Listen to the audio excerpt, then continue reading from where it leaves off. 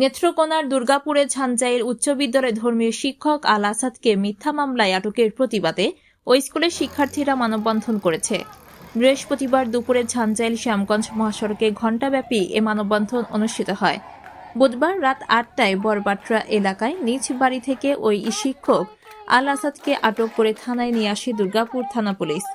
পরবর্তীতে ওই শিক্ষককে রাজনৈতিক মামলায় আটক দেখিয়ে বৃহস্পতিবার সকালে বিজ্ঞ আদালতে প্রেরণ করা হলে আদালত জামিন নামঞ্জুর করে জেল হাজতে প্রেরণ করেন।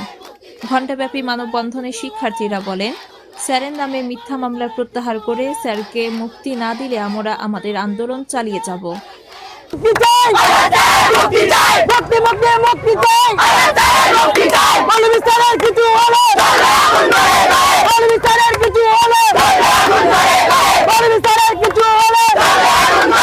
মৌলভী স্যার হচ্ছে গিয়ে আমাদের ধর্ম শিক্ষক। উনি আমাদের সবগুলো ক্লাসে অনেক ভালোভাবে নিয়েছেন এবং উনি অত্যন্ত অনেক ভালো একজন মানুষ। আমরা যখন জানতে পারি যে তাকে মিথ্যা মামলায় ধরে নিয়ে যাওয়া হয়েছে, তখন আমরা সবাই একত্রিত হয়ে একটি সমাবেশ তৈরি করি যাতে উনি আমাদের মাঝে আবার ফিরে আসতে পারেন। এবং উনি একজন আমাদের শিক্ষক হিসেবে ওনাকে আমরা সবসময় সম্মান করি এবং সম্মান করব। আমরা কখনোই চাই না যে তার সম্মান কখনো হারিয়ে যাক। আমরা চাই সবাই মিলে তার সম্মানটাকে ফিরিয়ে আনতে। তাই আমরা সবাই আজকে একত্রিত হয়েছি। স্যার হচ্ছে আমাদের মৌলভী স্যার, তিনি কালকে রাতে থেকে তাকে মিথ্যা মামলায় ধরে নিয়ে যাওয়া হয়েছে। আমরা জানতাম না, আমরা স্কুলে এসে সকালবেলা জানতে পারি তাকে মিথ্যা মামলায় ধরে নিয়ে যাওয়া হয়েছে।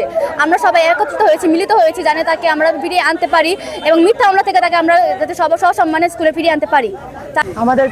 আমাদের বিদ্যালয়ের ধর্ম শিক্ষক আসাদ খানকে আজকে পুলিশে গ্রেফতার করা হয়েছে। তাকে মিথ্যা মামলায় তাকে জেলে বন্দী করা হয়েছে। তার জন্য আমরা মুক্তির জন্য আজকে মানববন্ধনে একত্রিত হয়েছি। তখন পর্যন্ত তাকে মুক্তি না দেওয়া হবে ততক্ষণ পর্যন্ত আমরা আন্দোলন চালিয়ে যাব। তবরাক হোসেন খোকনের তথ্যচিত্রে সীমা আক্তার, চ্যানেল 21, নেত্রকোনা, দুর্গাপুর।